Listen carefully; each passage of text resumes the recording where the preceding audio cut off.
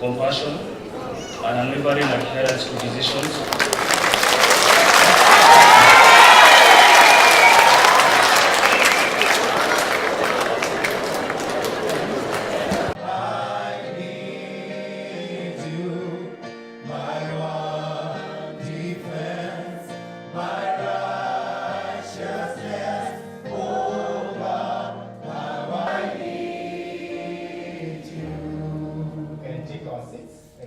The pastors pray, please in your heart you can whisper. Thank you, God bless you, and I welcome. Thank you, Church. Your Excellency the President, probably a good student, trusted him alone with the entire arrangement that we have here today.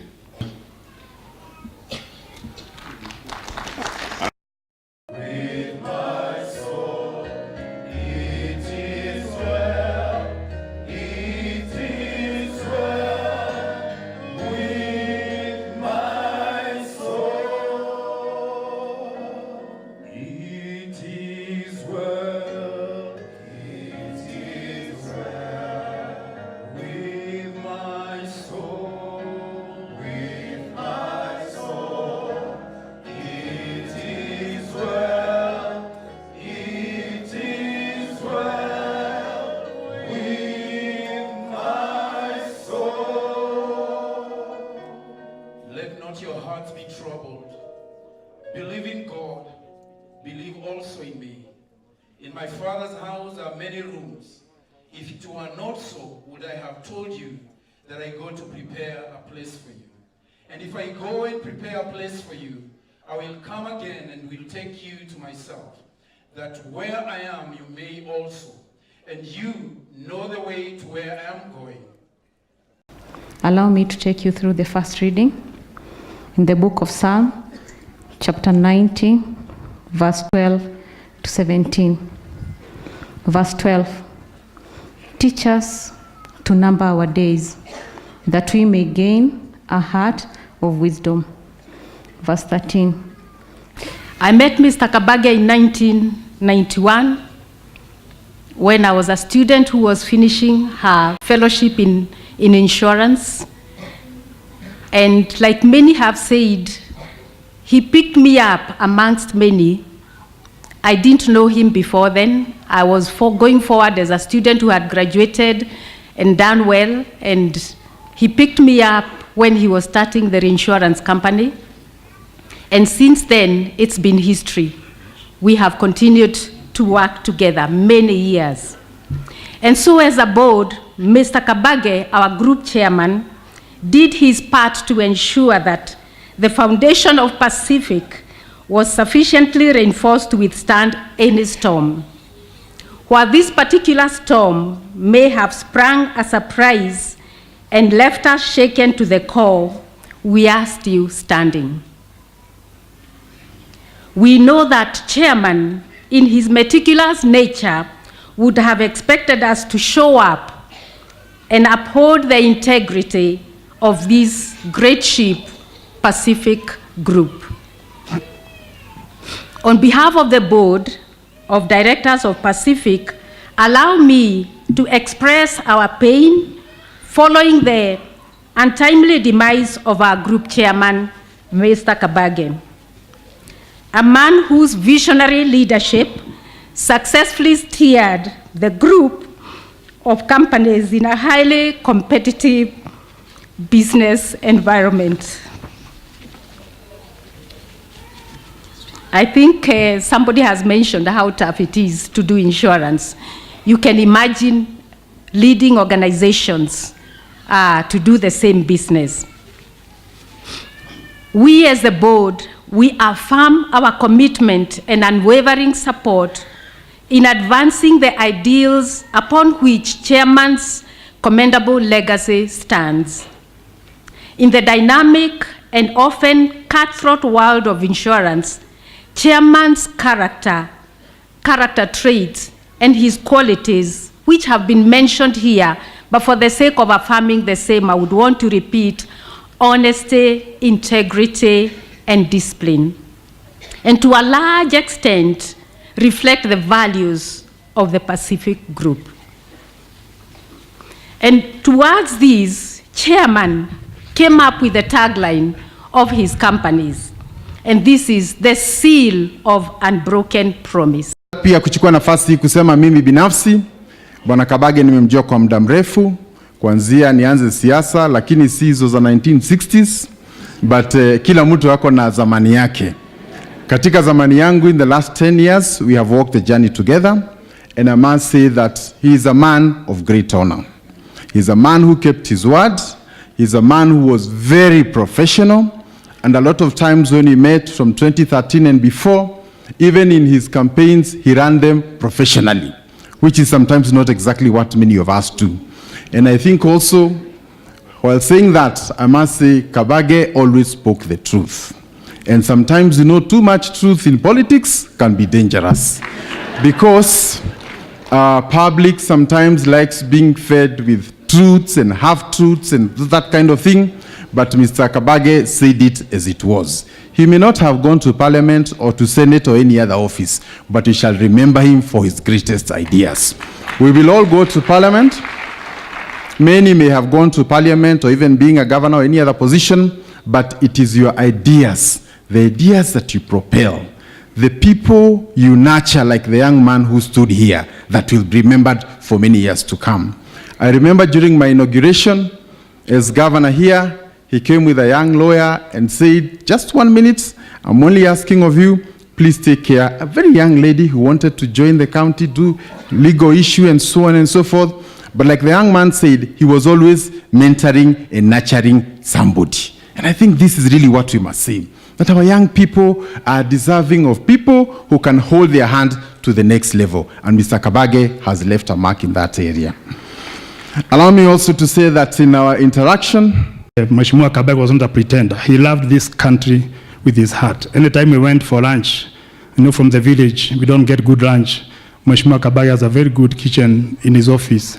So I would go there for modern lunches after the potatoes in Nyandarua County. And I really enjoyed the discussions you'd go through with Mheshimiwa Kabage are wonderful. And as the governor says, he would discuss with you matters of culture, matters of industry, matters of economy. In the conference there, he discussed issues of security and he discussed issues of energy. And he was reminding us that we can't move even the four pillars without having energy that must be developed in our economy. So we want to honor this very great man, a great hero. He was a very humble person. In Nyandarua County, when I became governor, he was given the Beyond Zero ambulance to donate to a county of his choice. There were two. He gave one to Nakuru County and he gave one to Nyandarua County. So every day in Nyandarua County, that Beyond Zero campaign, together with the one given by the First Lady, treats at least 200 people, 100 people, because they move all over the place with Cuban doctors and local doctors, diagnosing diseases and helping the poor people, Vanjikos, to overcome their sicknesses. So this is a very great man. He's a philanthropist, and he was not a pretender. He was a scholar, a very good researcher. I think the ones we describe here can't describe this great man. Thank you very much. Let me, at a very personal level, convey my deepest condolences from myself and my wife Tessie to you upon the passing away of Karanja Kabage. He was a very good friend. This man was neat.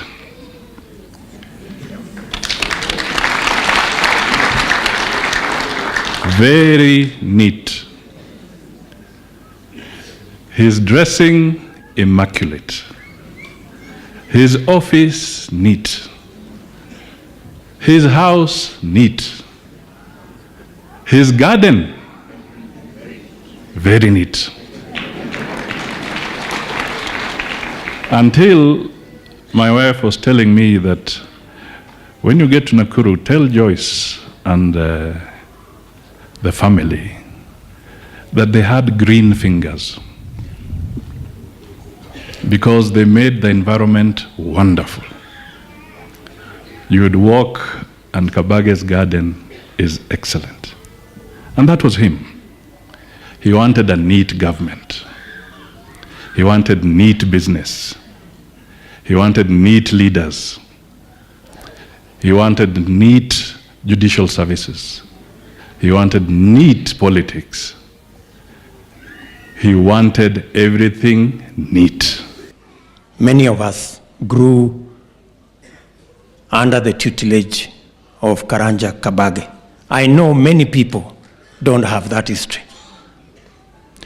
But that is the history I have with this man. He successfully mentored us. When his time came to join politics, I remember in 2007, he booked an appointment and he came to see me. And as has been said here, Karanja is an amazing person because he's the only man I know, with the passage of time, he grew younger, even just by looking at him. And smart, and he added more degrees. So when he came to see me, and he told me he's going to run for Senator of Nakuru, and he wanted me to tell him a few things. I regret that I wasn't very successful. He had helped me in business. I wasn't very successful in helping him in politics. Although I told him, hii siasa iko na juu na chini, na vitisho ni mingi, heshima ni kidogo, na hapa katikati mabroka ni wengi. So he told me, hiyo ya mabroka maybe I can hapo naweza kuelewa because I have a brokerage firm. But as things should be, he was built and made for a different field. And we all know he was a giant in the field that he was gifted as a professional, as a business person, he influenced policy, as has been said here by all the leaders who have spoken ahead of me. And therefore, I share in those who have said, we are burying here today a great Kenyan and a patriot, a man who loved this country and made a huge contribution without pay, without being asked, without position in moving our country forward. And as fate would have it, in fact, on the day we had Bob Colimo, I agree with Lee, he was right there. And in fact, I remember when we were coming out, the president stretched his hand and said hello to him. Little did we know that in under a week, we'd be doing this.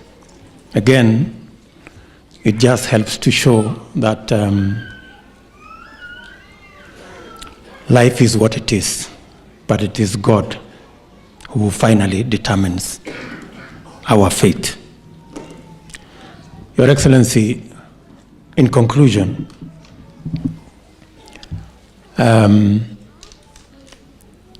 as Lee has said, when you came here, you promised the people of Rongai that the road from Salga to Rongai would be done. I am sure they can confirm that it is done. You also promised them the road from Bahati through Lower Solai to Subukia.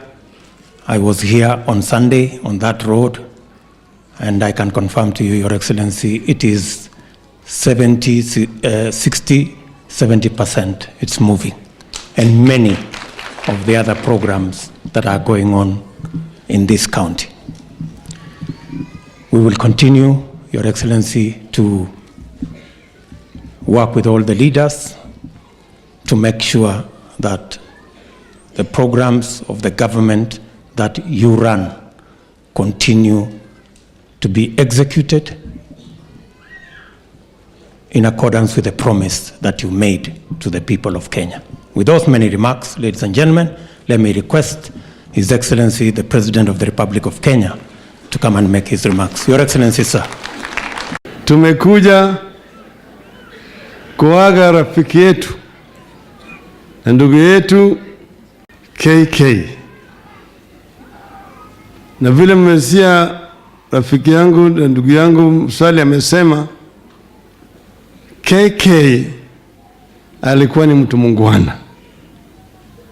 Alikuwa ni mtu mungwana ambaye alikuwa amependa watu. Tena yeye alikuwa ni mtu ambaye kwa kimombo inasema patriot, Mkenya kamili, ambaye alikuwa anapenda nchi yake ya Kenya. Tumeanza na yeye akiwa yeye alikuwa anauza insurance those days. Wakati mwingine mimi nilikuwa waziri wa Kawi, Minister for Energy, and I started talking about energy security and how we can expand our generation capacity in this country and lower the costs. And I talked of all various options. The renewables, hydro, solar, wind, geothermal. And then I said we should also not leave the option of nuclear energy. Niliposema mambo nuclear energy, watu wengi wakaanza kutetemeka. Ati maana yake walikuwa nafikiria ati Raila anaongea juu ya nuclear bomb.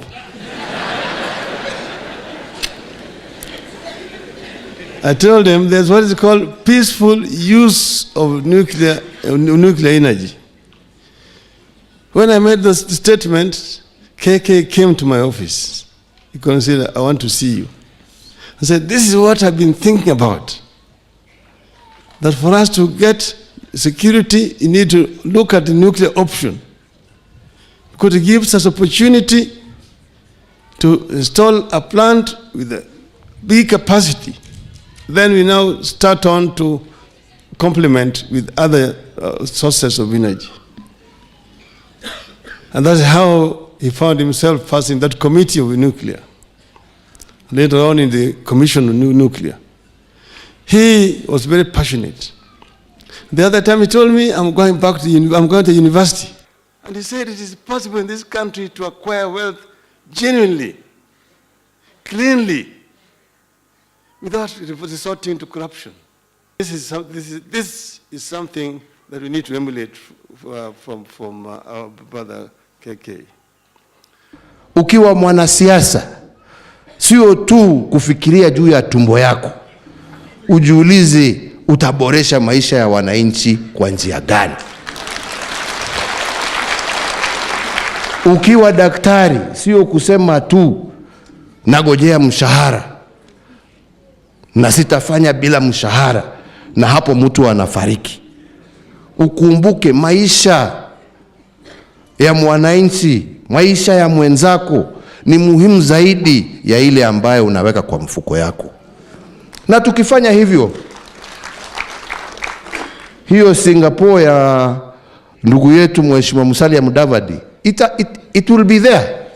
It will be there because it takes commitment, it takes dedication, it takes selflessness to help us achieve that objective. Kini kama kila siku mtu anafikiria juu yake peke yake, hali yake peke yake, hatuwezi tukasonga mbele. Na ndipo tunasema wenzangu, tuwe watu ambao watapendana kama Wakenya. Tuwe watu ambao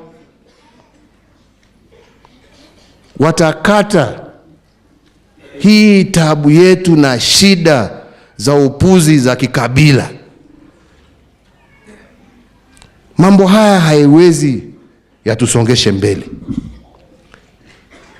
Tuwataka, na hiyo nataka kukubaliana na governor, ni mambo yale ambayo yalikuwa muhimu kwa Karanja. Hii barabara ya kutoka Nairobi kwenda mpaka Mau Summit, alikuwa anauliza kila wakati itaanzishwa lini. Mimi nataka nimwambie majaliwa ya Mwenyezi Mungu tutaianzisha mwaka huu. Mambo pia ya airport, na ndio Wakenya waweze kuwa na uhuru wa kutembea pahali popote. Hata hiyo tutaianzisha pale Lanet, na tuwe na airport hapo ambao Wakenya wa Nakuru wanaweza kuingia, waende Mombasa, waende kwingine bila kutaabika ati wanaenda Eldoret au wanaenda Nairobi. Mambo haya ndio ya muhimu jameni kwetu sisi wote. Kwa hivyo mimi sitaki ninene mengi. Yangu ni kuwauliza viongozi wenzangu, wacha tushike mstari wa kazi, kwa sababu wakati wa siasa jameni utakuja na ukija uwanja utakuwa wazi, au ni namna gani? Lakini wakati sasa ni wakati wa kazi na wa kuboresha maisha ya hawa ambao wako mbele yetu, si ni hivyo? Anyway, mimi sitaki niseme mengi. Andũ amangu nĩ mwaigua barabara ĩyo nĩ twathondekire, ĩno nayo no ngũmũthondekere, ĩno ya gũthiĩ Cabernet, na ĩno ĩngĩ ya kumĩra haha gũthiĩ kinya Rũngai, ona nĩ tũgũthondeka. Maũndũ macio nĩmo twĩna bata namo. Ngai aromũrathima na mũige na family mũmenye twĩ hamwe na inyuĩ. Maũndũ marĩa mothe tũngĩhota kũmwĩkĩra no gũtũũria mũgũtũũria. Ngai amũrathime na mũhe na mai amurathime ahorerie ngoro cianyu. It's been a heavy loss, yeah? And we trust that God will give you comfort, will give you strength to bear it, and for you to recognize and to acknowledge that you have friends who will stand by with you. Waombolezaji wote, hamjambo. God is good, and all the time. Andũ amangu muriega? Muriega? Asante sana. Vile nimesema, tuko hapa siku ya leo kumsindikiza ndugu yetu, shujaa wa taifa letu la Kenya, mtu ambaye amejitolea kubadilisha maisha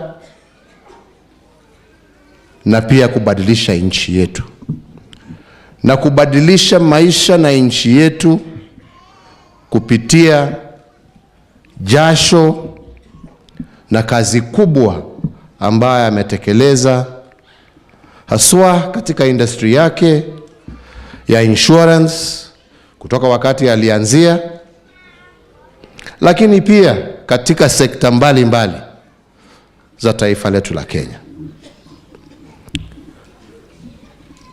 Nafikiri tunaweza kusema bila uoga ya kwamba alikuwa mtu mwaminifu. Alikuwa mtu ambaye aliamini kufanya kazi kwa bidii na kukula jasho yake.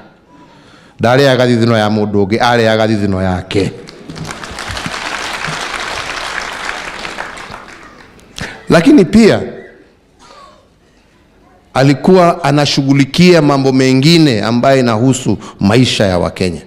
Sio tu kazi yake ya insurance, lakini pia mambo tofauti ambayo inaguza maisha ya Wakenya. Ni kwa njia gani tungeweza pamoja kuboresha maisha ya Wakenya? Umesikia yale ambayo yamesemwa hapo, ya kwamba alikuwa anasema ukiwa mgonjwa, kwani bima ya tajiri na bima ya ule ambaye haina pesa kwa nini iwe tofauti? Ukiwa mgonjwa we ni mgonjwa, au ni namna gani? Hakuna ugonjwa ya tajiri na ugonjwa ya maskini. Kunaye? Kigonjeka umegonjeka jameni. Kumaanisha ya kwamba yake haikuwa tu biashara, ilikuwa kuboresha na kuimarisha maisha ya Wakenya wenzake na kuhakikisha ya kwamba taifa linakuwa pamoja. Na nafikiria siku ya leo tukimwaga, kama kuna heshima tungempatia ni kuiga hiyo maisha yake, ya kwamba sisi zote tujitolee. Tukiwa wafanyi biashara, ni gani haya tunafanya? Sio tu kujisaidia sisi binafsi, lakini kusaidia wale ambao wametuzunguka. Siblings. Allow them to continue to give each other time. Okay. I'm being requested to allow you time. Sawa. Okay, so kama mko tayari, you can get the soil, can get through the soil, tafadhali. In the name of the Father, and the Son, and the Holy Spirit. Pole tu. Tusonge hivi so that okay. So familia wote, tafadhali, we are giving you sorry. Okay.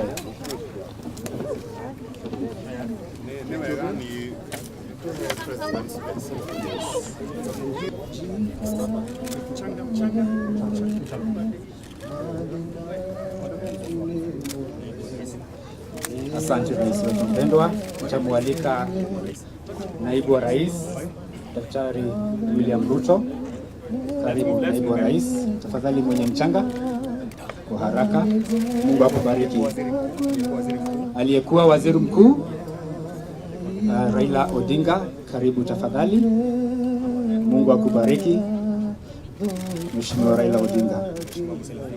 Mheshimiwa Musalia Mudavadi, kiongozi wa ANC, karibu sana. Mungu akubariki.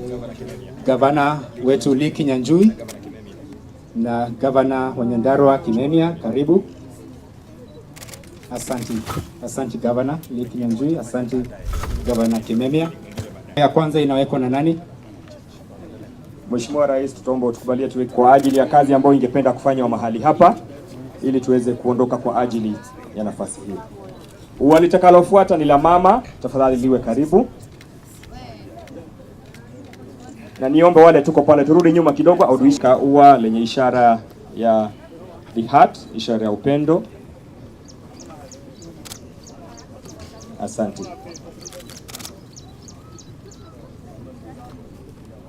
Ua la tatu ni la watoto ambao ni Wamboi, Kabage na Mbugua.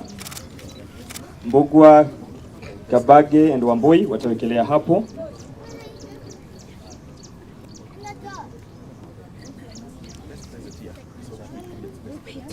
Ua la nne ni la watoto waliomuita Guka ambao ni watoto wa Mbugua, Kabage na Wamboi. Just place this down. Thank you. Weka chini. Asante. Nitamuomba Mheshimiwa Rais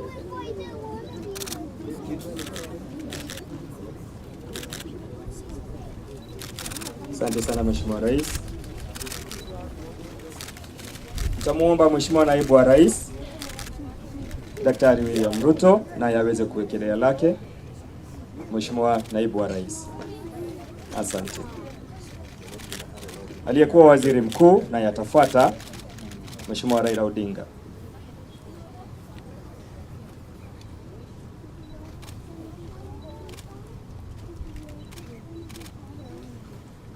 Asante. Atafuata Gavana wa Jimbo la Nakuru na Mheshimiwa Gavana wa Jimbo la Nyandarua wataweka kwa pamoja. Mheshimiwa Lee Kinyanjui na Mheshimiwa Kimemia. Watafuata mawaziri wetu, Waziri Amina Mohamed na Waziri Chelugui. Waziri Chelugui atawekelea kwa niaba ya mawaziri. Asante.